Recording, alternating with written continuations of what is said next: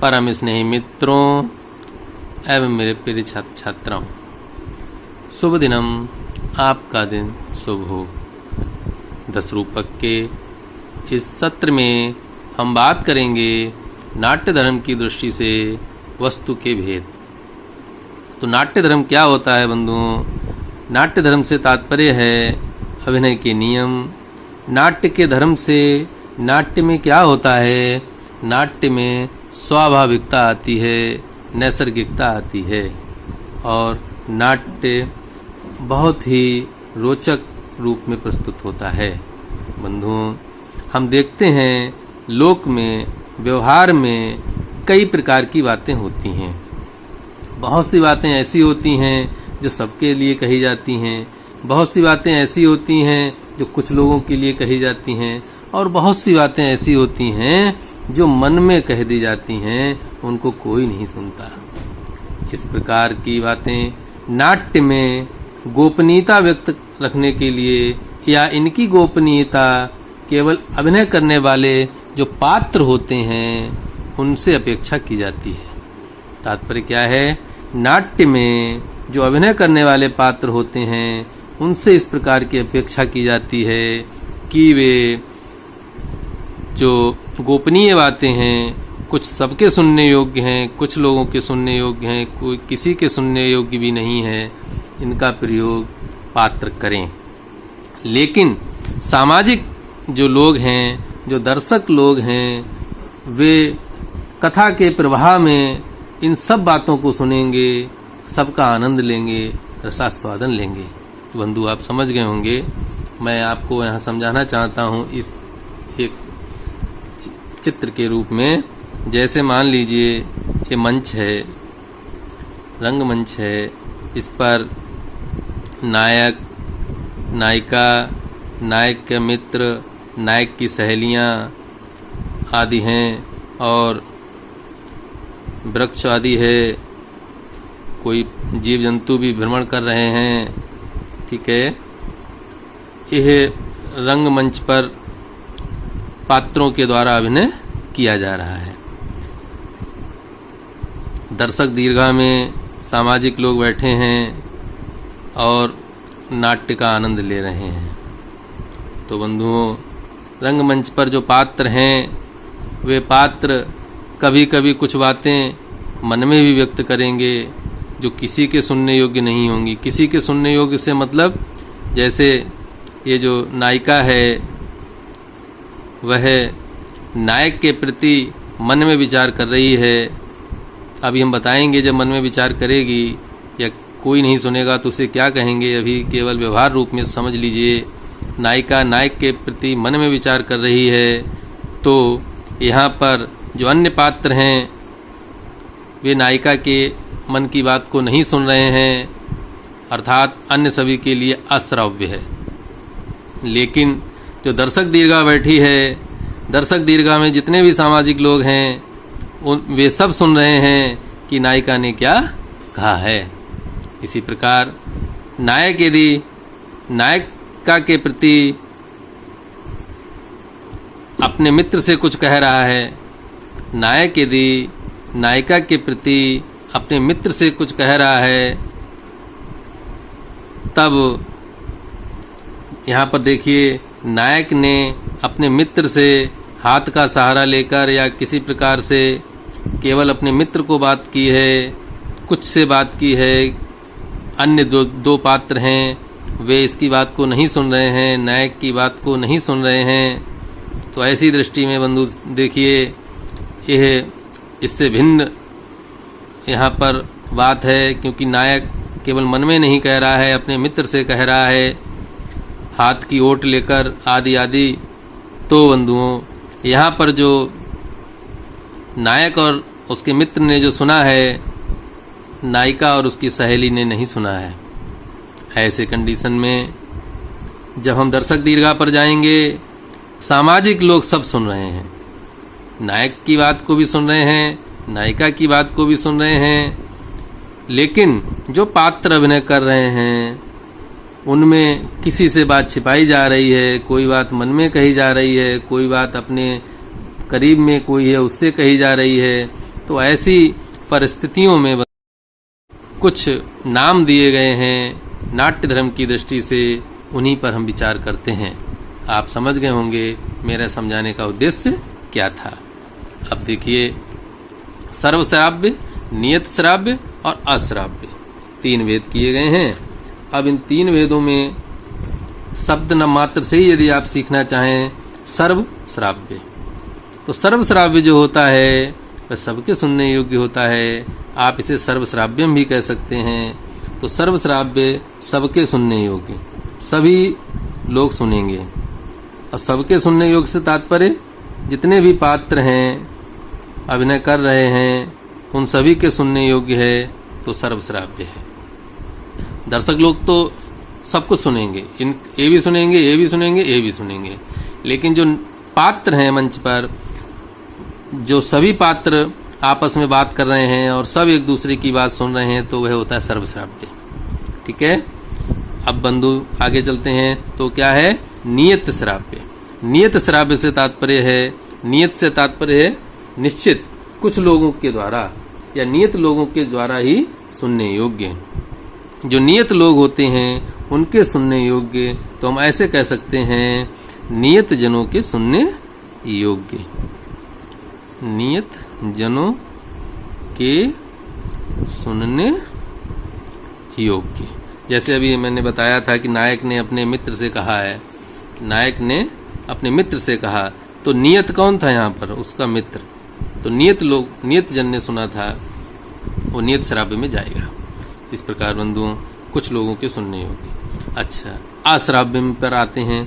तो जो अश्राव्य है, शब्द से ही आपको स्पष्ट हो रहा है कि आ अर्थात नहीं, निषेध रूप में है, किसी के भी ना सुनने योग्य, किसी के भी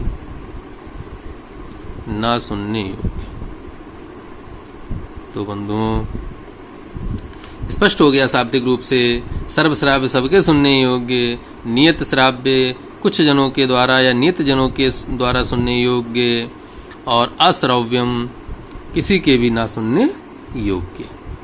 अब बंधुओं 10 रूपक में देख लेते हैं कि कैसे 10 रूपककार ने इन बातों को स्पष्ट किया है। एक बार समझ लीजिए। देखिए, नाट्य धर्मम अपेक्षा तत् पुनर्वस्तु त्रिधेस्यते। नाट्य धर्म की दृष्टि से वस्तु के पुनः त्रिधा अर्थात 3 भेद किए जाते हैं या 3 भेद माने गए हैं। सर्वेषाम, यहाँ पर समझ लीजिए, सर्वेषाम श्राव्यम, सर्वेषाम श्राव्यम सबके सुनने योग्य एक हो गया। मैंने यहाँ पर लिखा है अलग से, सर्वेषाम श्राव्यम अर्थात सबके सुनने योग्य। फिर क्या कहेंगे? नियत श्राव्यम, नियत श्राव्यम, नियत अर्थात कुछ लोगों के द्वारा या नियत जनों के द्वारा सुनने योग्य, नियत श्राव्यम। फिर क्या है? अश्रव्यम, अश्रव्यम अर्थात किसी के भी ना सुनने योग्य। इन्हीं को मैंने अभी आपको पृष्ठ पर लिखकर बताया था। अब आगे देखते हैं, सर्वश्राव्यम प्रकाशम, सर्वश्राव्यम प्रकाशम सबके जो सुनने योग्य है, सर्वश्राव्य है, सबके सुनने जो योग्य वस्तु होती है उसको प्रकाश कहते हैं, या वो प्रकाशित होती है, सबके सुनने योग्य को प्रकाश। और अश्राव्यम स्वगतम मतम, और जो अश्राव्य है, किसी के भी द्वारा सुनने योग्य नहीं है, अश्राव्य है, किसी के भी ना सुनने योग्य जो वस्तु होती है, स्वगतम, उसे स्वगत कहते हैं। तो यहाँ पर फिर से समझ लीजिए बंधुओं, जो सर्वश्राव्य है, तो सर्वश्राव्य उसे क्या कहा अभी? प्रकाशम। सर्वश्राव्य को प्रकाश भी कहते हैं, सर्वश्राव्य को क्या कहते हैं? प्रकाश भी कहते हैं, और अश्राव्य को स्वगत कहते हैं। अब आपसे चाहे साक्षात्कार हो चाहे परीक्षा में प्रश्न पूछा जाए, तो आपको स्पष्ट होगा कि स्वगत वस्तु कौन सी होती है। स्वगत वस्तु होती है अश्राव्य, और प्रकाशित कौन होती है? सर्वश्राव्य। ठीक है। अब देखिए बंधुओं,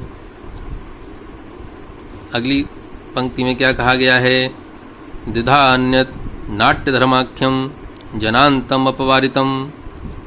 नाट्य धर्म के रूप में ही कहा गया है कि नाट्य धर्म में दुधा दो प्रकार का है, अन्य जो दूसरा है दो प्रकार का है। यहाँ पर कौन? नियत श्राव्य के लिए कहा गई है। किसके लिए कही गई है? ये लिखो, लिखा है अन्यत तु नियत श्राव्यम। यहाँ जो अन्यत पद आया है वो किसके लिए आया है? नियत श्राव्य के लिए आया है। जो नियत श्राव्य है वह दुधा वह दो प्रकार का है, कहा गया है। एक जनांतम और अपवारितम। जनांतम अर्थात जनांतिक, अपवारितम अर्थात अपवारित कह सकते हैं। कैसे? देखिए यहाँ लिखा है नाट्य धर्म में या नाट्य धर्म की दृष्टि से जो नियत श्राव्य है दो प्रकार का होता है, जनांत, जनांतिक और अपवारित। तो बंधु अब आपके सामने दो विकल्प आ गए। और नियत श्राव्य के लिए, किसके लिए? नियत श्राव्य जो है वह दो प्रकार का हो गया। इसको ऐसे लिख लेंगे, जनांत अर्थात जनांतिक और अपवारित। अब देखिए जनांतिक किसे कहते हैं और अपवारित किसे कहते हैं, इसको समझ लेते हैं।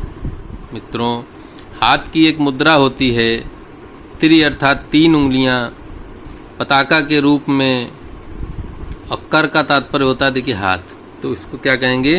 त्रिपताका कर, अर्थात त्रिपताका हाथ की एक विशेष मुद्रा जिसमें तीन जो उंगली हैं वो ऊपर उठी रहेंगी, केवल अनामिका उंगली जो है वह अंगूठे से दबी रहेगी। तो बंधुओं, ये तर्जनी हो गई और ये आपकी मध्यमा हो गई, मध्य वाली, और ये आपकी अनामिका हो गई। तो बंधुओं, अनामिका जो उंगली है वह अंगूठे से दबी रहेगी, तो अनामिका को अंगूठे से दबा लिया जाएगा। तो इस प्रकार हाथ की तीन उंगलियां सीधी रहेंगी, अनामिका अंगूठे से दबी रहेगी। इसको कहा जाता है त्रिपताका कर। इसके द्वारा जब पात्र किसी से कुछ कहना चाहता है और कुछ लोगों को सुनाना नहीं चाहता, तो उस पात्र की जो बात है वह अन्य लोगों से गोपनीय रखी जाएगी और कुछ लोगों को सुनाई जाएगी। तो इस प्रकार यहाँ पर लिखा था अन्यान अपवारे, अन्य लोगों को रोक कर या अन्य लोगों को बचा कर के अंतरा कथाम, जो कथा है, जो कथा का भाग है वह बताया जाएगा। अन्यो अन्य, एक दूसरे की आमंत्रण अर्थात चर्चा में, सीधे कह सकते हैं वार्तालाप के संदर्भ में, जनांते लोगों के मध्य में। जनांते से तात्पर्य क्या होता है? जनांत का तात्पर्य होता है लोगों के मध्य में। तो लोगों के मध्य में त्रिपताक रूप हाथ के द्वारा अन्यों से बचा करके जब किसी विशेष बात को कहा जाएगा, चर्चा की जाएगी, कुछ लोगों से कही जाएगी, तत् जनांतिकम, वह जनांतिक है। तो इस प्रकार बंधु समझ सकते हैं। यहाँ पर देखिए क्या लिखा है, जिस पात्र को सुनाना नहीं है, जिस पात्र को सुनाना नहीं है उसके बीच में हाथ की सारी उंगलियां ऊंची हों, अनामिका वक्र हो। इस प्रकार त्रिपताका रूप में हाथ को करके जब कोई पात्र दूसरे के साथ बात करता है, मंत्रणा करता है, वह संवाद जनांतिक कहलाता है। तो यहाँ पर बंधुओं दो शब्द आपको प्रयोग हुए थे एक जैसे, एक जनांत और एक जनांतिकम। तो जनांत तो हो गया लोगों के मध्य में, जनों के मध्य में, मध्य, और जनांतिकम हो गया जनों के निकट। अंतिक शब्द का जो अर्थ है निकट के अर्थ में होता है और अंत का अर्थ जो होता है वह मध्य में। तो लोगों के मध्य में और लोगों के निकट, ये भी आपको शाब्दिक रूप से पता होना चाहिए। तो बंधुओं, आपने समझ लिया कि नियत श्राव्य के अंतर्गत जब हम जनांतिक पर बात करेंगे तो जनांतिक में ही कौन कौन सी बातें आएंगी? मुख्य रूप से एक त्रिपताका कर, जरूर याद रखेंगे, त्रिपताका कर। और इसमें कौन सी उंगली दबी रहती है अंगूठे से? अनामिका उंगली अंगूठे से दबी रहती है। अनामिका जो उंगली है वह दबी रहेगी, अंगूठे से मुड़ी रहेगी, ऐसे कह सकते हैं। और बाकी उंगली जो है वो सीधी रहेंगी। इस प्रकार पात्र बात करेगा, कुछ लोगों से बचाएगा, कुछ लोगों से कहेगा। ठीक है, अब बात करते हैं अपवारित क्या है। देखिए बंधुओं, रहस्यम कथ्यते, रहस्य को कहा जाता है, गुप्त बात को कहा जाता है, अन्यस्य किसी दूसरे व्यक्ति से। किसी दूसरे व्यक्ति से रहस्य की बात कही जाती है, परावृत्ते मोड़ करके या मुंह फेर करके किसी दूसरे व्यक्ति से बात की जाती है। जब कोई पात्र मुंह फेर कर अर्थात परावृत्ते होकर रहस्य की बात को किसी दूसरे व्यक्ति से कहता है, वहाँ अपवारित संवाद होता है। यहाँ पर समझ लीजिए, मुंह फेर कर अर्थात घूम कर, पलट कर भी हो सकता है, दूसरे से गुप्त बात करना ही अपवारित होता है। तो इस प्रकार बंधुओं आपने समझ लिया। यहाँ पर हम समझ लेते हैं, क्या लिख लेते हैं, अपवारित में मुंह फेर कर, इतना जरूर याद रखें, मुंह फेर कर अर्थात घूम कर।